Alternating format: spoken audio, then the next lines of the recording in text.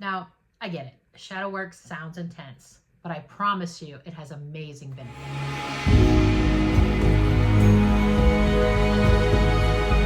Hey there, it's your spiritual BFF, Wendi. Welcome back to my channel. If you're new here, this is the space for you to feel safe to explore all things related to spirituality. Today we're going to talk about something that's super important on your spiritual journey, but can sometimes feel a little mysterious, and that's shadow work. I'm here to make it super relatable and not so scary. Your shadow side has so much to teach you, so let's get started. So let's start with the basics. What is shadow work? Shadow work, in short, is the process of exploring parts of yourself that you want to ignore or deny even exist. These aren't necessarily bad parts, but they may have been emotions that we've been trying to hide or cover up for years. Think of your shadow parts as things that want to be seen or understood. Embracing them isn't about judging or shaming yourself either. It's about uncovering and healing the hidden parts of yourself so you can live a more balanced and authentic life. Now, I get it. Shadow work can sound intense, but it has amazing benefits. So let's talk about a few reasons why it's important for you to embrace your shadow side when you get busy and get started on your spiritual journey. What are the first things when you begin your spiritual journey? It's all about self-acceptance. And it's just not the pretty side either. Number 2 is emotional freedom. The more you work on your shadow, the more freeing it is, the less power those hidden emotions can have over you. And also, you'll get better relationships out of doing shadow work. Shadow work allows you to recognize and heal patterns that you have or have always exhibited in your relationships, opening yourself up to healthier connections. And lastly, inner strength. Facing your shadow helps you understand yourself at a deeper level, which ultimately builds strength and resilience. And here's the thing, when you give a voice to your shadow side, you take your power back. You become the one in charge, not any hidden fears or emotions. So how do we actually do shadow work?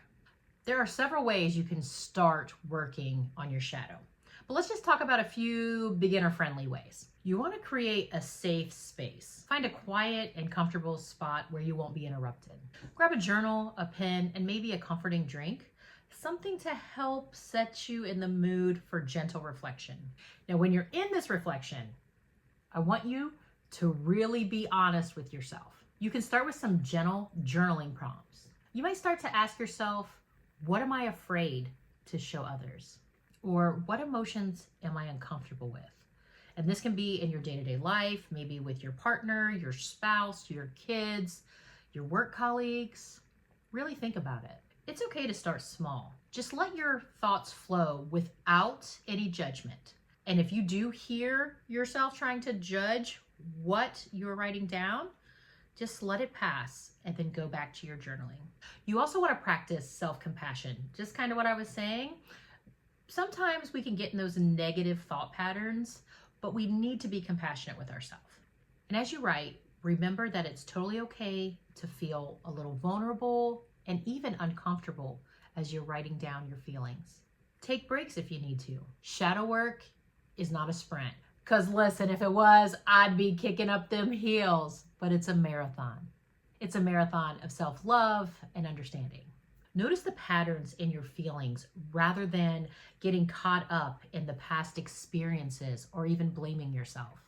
It's all about seeing why certain triggers or emotion come up so you can move forward with more awareness. Now it's all about integration. Try to find small ways to bring what you learn through your journaling prompts into your everyday life. This might mean setting a boundary, forgiving yourself, or just being a little bit more mindful of how you're feeling each day. You can start small. Baby steps still count. I want to reiterate this. Don't be afraid of your shadow. Your shadow is part of you. Without dark, there can't be light, and vice versa. It's part of you, and it's there to help you grow. Our shadows simply show us where we need healing.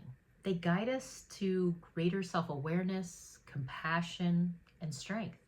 And remember, the goal of shadow work is not to get rid of your shadow. It's to integrate it. It's about creating wholeness. So every part of you, both the light and the shadow can coexist in harmony. If you're feeling inspired to start your shadow work journey, I encourage you to take it slow and be gentle with yourself. I do have various journals available on my website. The links are down below if you're interested in checking those out. But you don't need a certain journal. You can use a notebook that you have lying around, whatever is comfortable for you. Don't forget to hit the like, subscribe, and the bell notifications to get notified of all my future uploads. And share this video with someone who may need a little more encouragement on their shadow work journey. If there are other topics that you'd like me to cover, make sure you comment that down below. Until next time, embrace all that you are, because every piece of you deserves love.